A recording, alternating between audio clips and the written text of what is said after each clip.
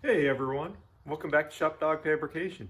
So today what we're going to be doing is maintenance on my Tacoma. So I've got a 2016 Tacoma. It's got 80,000 miles on it now. Been great, trouble free. Other than having put a set of tires on it, that's about all I've had to do to it. So today what we're going to do is I'm going to show you guys that have a 2016 through about 2020 Tacomas. How you can do some very simple maintenance, basically air cleaners, cabin filter, do an oil change, tire rotation, and then also kind of a brake inspection. Since, like I said, I've got 80,000 miles. Most of mine are highway, but it's to the point where we definitely need to check the front brakes and the rears just to make sure how they're doing. So with that said, let me jump into it, and we'll start with a couple simple things. So the first thing we're going to do is the cabin air filter. Now I've already kind of pre-done these, but what you want to do is you want to pop the clips out on this end first and then kind of slide it out this way. You can see here the clips I'm talking about, they're in there pretty good, on that end. And then, like I said, these clips here, they just slide out to this direction. So again, lift up here, lift up here, kind of slide out this way, and then you can remove this tray. Then you've got this little door back here. Basically here, and again over here, kind of just give a little pry, with a screwdriver or something, and you can get this guy out. And then you've got this here. So there's a clip on this side here, clip on this side here. Just give them both a little pull, and then you can see here's your cabin filter. And this thing's pretty damn dirty. So I'm going to do my best to clean it up. I don't have a replacement, but I will definitely going to get one ordered now that I see how bad it is.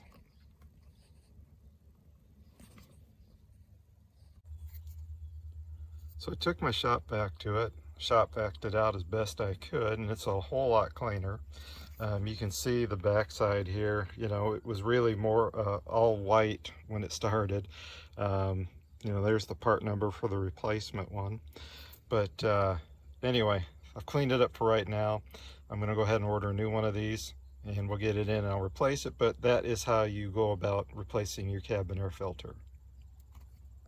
So the order is just reverse it, put the filter in, so the order is just reverse, put your filter in, put your doors on, clip your panels back in, and you're all set.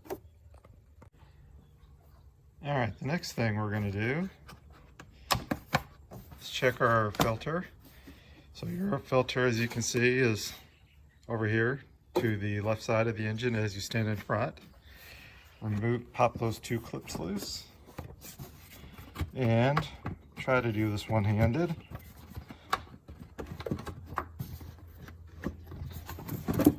All right. And pop out your air filter. So I replaced mine not too long ago, and this thing is actually still in really good condition. So that's how you basically do your air filter. Again, two clips, lift it up, take it out, inspect it. Mine's really clean, put it back in. So very simple to do an air filter on these. So the next thing we're going to do is an oil change. The first thing you need to do is remove this front skid plate. There are 4 bolts that you need to remove. They're 12 millimeter. There's one here in the front, one over here in the front. Then there's one in the back over here and one here. So these are the, here and then over here. So again, 2 in the front, 1 in the back, and then 1 about here in the center. We need to remove these 4 to remove this skid plate, and then we can get to the oil filter housing. And also, we can also drain the oil. So the next step, guys, is to get the parts out of your oil filter kit. As you can see, it comes with this little guy, and if you ever wonder what this is, I'll show you in a second what to do with it. here's your filter. Like I said, basically you have a cartridge housing and you're replacing the cartridge. This is basically the filter element, and then you're going to get a couple of O-rings to replace. So what we'll need to do now is remove the housing, but before we do that, there's a plug we need to remove, and then you stick this up inside where you remove that plug, and it'll drain the oil out of the housing so you don't make a big mess.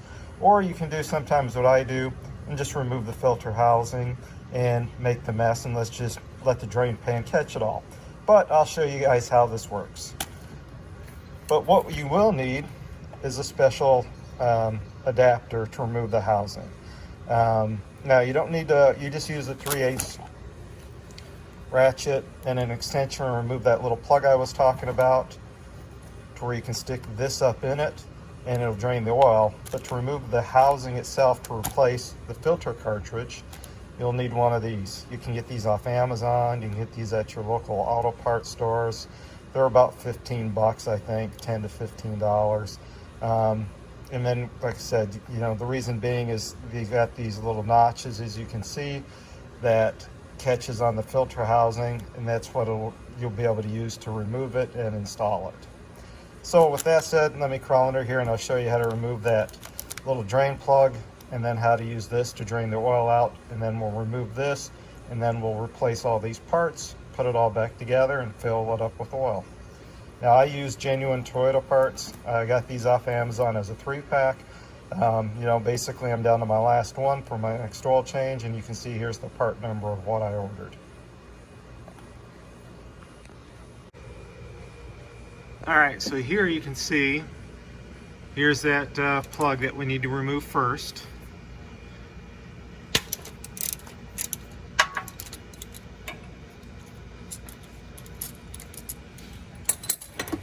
Make sure my drain pan is here so I don't make a mess on the concrete. So there's a little bit of residual, but now what you do is you take this guy, and I'll see if we can do this, but you're supposed to be able to just shove it up there and see how I don't know if you saw it or not, but basically oil is running down my arm and into making a mess here. So that's why, you know, I really don't do this. You can kind of see it's, oops, there you go. You know, it's draining out. This is kind of a pain in the butt. I made a mess, a little bit of a mess on the concrete. Some of it's running down my, you know, my hand and my arm. That's why a lot of times I just rip the filter housing off and just let it all catch in the pan.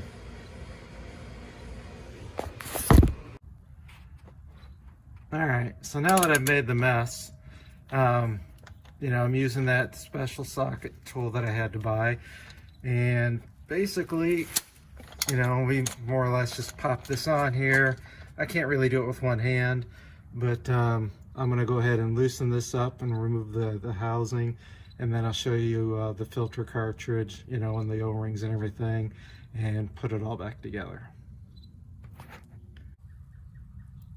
So, you know, here's the nice oil filter that I just took out and replaced.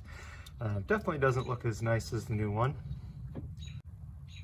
So here's the filter housing that it's been, now that it's been removed. There's an O-ring right here. This comes with your kit. And then there's also an O-ring here on the bottom that you replace to seal up that plug that we removed, wherever it went.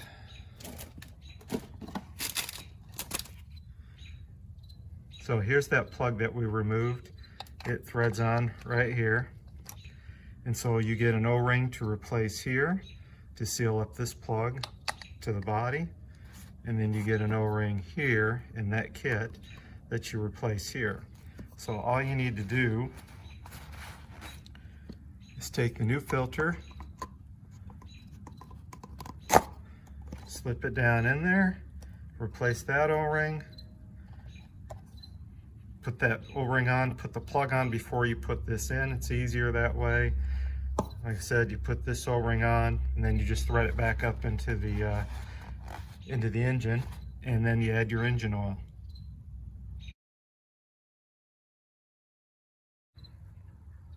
All right, now we've got the filter housing all back in. I've got the nut, or the bolt put back in for the engine oil pan. Now we can put our front skid plate back up on here, and then we can add engine oil to the engine, start it, and then just check it for leaks. Or you can add your engine oil now, start it, and then check for leaks, because you'll be able to see them, before you put your front skid plate on. All right, and so as you can see, the recommended engine oil is a 0W20 weight. Right here on the right front side of the engine is your oil fill for your engine. And you can see here I'm using a Mobil 1 high mileage 0W20 now that I've got 80,000 miles on my vehicle, and I use a full synthetic, which is what they recommend. So I'm going to dump in 6 quarts of engine oil and fire it up and just double check for leaks. I'm just looking for oil leaks, guys. I don't see any oil leaks, so we are good to go. Now I'm going to put my skid plate back on, and we'll go and do our brake inspection and our tire rotation. All right, guys, let's talk about used waste oil for a second. So you can fill your old, oil jugs, milk jugs, whatever, with your waste oil, and take it to like Advanced Auto Parts, AutoZone. I think O'Reilly's might take it too. But please recycle your oil properly. Just don't dump it down a drain. And there is no cost to take it to Advanced or AutoZone or those types of places. We have a local municipality that uses it, so I take all my used oil to them. So what I've done is I've lifted up the back of the vehicle, and I've got it held up by jack stands so I can remove the tires. I've lifted up the left front. So what I'm going to do is I'm going to pull the front tire off, check the brakes there, and then rotate backs to front, and then crisscross the fronts. So the left front will go to the right rear, right front will come to left rear, and I'll move the rears directly forward to the fronts. And that's how I'm going to rotate my tires. So let me go ahead and start pulling some of these off, and then we'll pull the drums off the back, take a look, and as I pull each front tire off, we'll take a look to see how the condition of the disc brakes are. All right, so here I've got my left front tire off, and as you can see, here is the brake backer. And then, right here is the brake pad material. And you can see I've still got quite a bit of brake pad material. So, my left front brake pads are wearing very well. I'm not having any problems with caliper sticking, or it looks like my caliper slides, so I'm having good wear. So what I'm going to go ahead and do is just, I'm not going to replace these at this point. You can see my rotor's in pretty good shape overall as well. So, but one thing I highly recommend you do is always checking, both sides. The reason I say that is, just because this side is good doesn't mean that the other side isn't. The other side, could have a caliper sticking, could have uneven brake wear, something is going on to cause that. Recently I had that happen to my daughter's vehicle, where her lower caliper pin was sticking, and basically her brake pads were wearing more on one side than the other, so I had to replace the brake pads at that point. So always check both sides. Now, one thing I highly recommend is you will find that these tires, if you do not put in anti-seize or something on here, your tires, your rims will be very hard to get off from your rotor. And what happens is, because the rims are aluminum and the rotors are steel, basically there's a corrosion that takes place between them. And, you basically got to take a block of wood and a hammer on the back side of the rim to be able to knock it off. So I always use some anti-seize, put it in here, so that way, I can easily remove my rims, when I want to do service. So, I don't have to knock them off with a hammer or anything. Like I said, a block of wood to the rim. Do not hit the rim itself with a hammer. Put a 2x4 or something on it, and then hit it and dislodge it. So that's going to extremes, but at least take and put anti-seize on here. It will make your life a whole lot easier, especially if you're in a corrosion state, where we use salt and stuff like that in the wintertime. So with that said, I'm going to take this tire, move it to my right rear, and then move my left rear to the front and check my rear brakes, as well. All right, guys, as you can see, I was able to pull my rear drum off, and you can tell by the shoe material, there is a ton of shoe material left here. So there's no need to change these out. Just so you're aware, if you do not know, your front brakes do a majority of the work. So you will definitely replace your front brakes more often than you will your rear brakes. So with that said, I think the front brakes do like a 65-35 split, or maybe 70-30 split, something like that. Like I said, they take up the brunt of the load. So my drum as well, as you can see, no damage to it. It's nice and shiny, not grooved at all. So I'm gonna go ahead and put this back together. The one thing you notice again is I used anti-seize in here, so I could remove this drum, especially if you're in a rusty salt area. If you want to do your brake inspections. And then I also, as well, put it here in the back a little bit. So, I have the anti-seize here so I can remove my rims again real easy, because they will corrode to, aluminum to steel. Will create a corrosion, and you'll have to use, like I said, a block of wood or, and a hammer to knock the stupid things off. So, since I've used the anti-seize, I've been able to remove this stuff real easy, and it makes, doing inspections and maintenance a whole lot easier. So, hope that helps you guys out. Hope this is a good tip for you. So remember, guys, how I was telling you to double check both sides. Now this is my passenger side. Again, here is the brake steel material. Here is the rotor, and then in between here is the pad material. And this side looks to be wearing actually a little bit more than the driver's side. So these are starting to get definitely down. I'm probably gonna need to change these out very soon. Right now, with COVID and all that, I'm not driving a whole lot. I'm able to work from home. But if I were doing a daily drive, probably in the next month, I would go ahead and change these pads out just to be on the safe side as a preventative maintenance thing, so I don't damage a rotor. And here's what I mean by a damaged rotor. This is off my son's car. Unfortunately, he was living in northern Kentucky.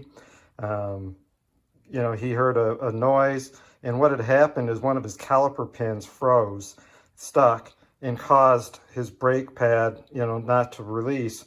And it ground down, as you can see, this rotor and this brake pad to nothing. You can see, it was basically metal to metal, ground it down. All the other brake pads actually looked in great shape. As you can see, there was a lot of material there. So, this one caliper pin seized, caused all this damage. So that's why you got to check your brakes frequently to make sure they're wearing even side to side, and to prevent, this kind of expensive damage. So, right now, I can just go ahead and put new pads on, don't need to replace the rotor. So, we're talking maybe $50 to $60 for a set of brake pads versus buying rotors. It may be $75 to $100 per rotor on top of the brake pads. So it's definitely a preventative maintenance.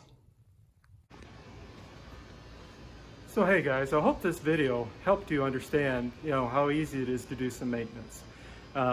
Really just need a good jack, some good jack stands to be safe. One, when you lift up your vehicle to do the tire rotation and the brake inspection, you can do the oil change under the vehicle pretty easy. You don't need anything fancy except the oil filter adapter to take it off, remove a splash shield, or a skid plate, I should say. To do the cabin filter is a bit of a pain in the butt, but it's worth it to get it cleaned out. So, the maintenance is pretty easy. So I hope this video helped you guys to be able to at least, take a look at your brakes and understand if you don't feel comfortable replacing them. Hey, just, to say, okay, it looks like I'm getting low. Maybe I need to take them in and get them replaced, that type of thing, or at least what's involved in the service. So in a few months, I'll be replacing my front brakes. At that time, I'll probably put another video out on how to replace your front brake pads. But for right now, there's still plenty of life in them. Again, I'm not driving a whole lot right now. So you know, I'll let it go until maybe October, November when it starts getting cold, and then I'll go ahead and do it at that point in time. That way I know I'm good for the winter and then, you know, for several more years.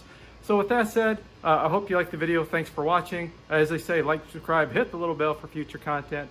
And again, thanks for taking the time to watch, and get out, juice shop, and do something. Have a great day, guys.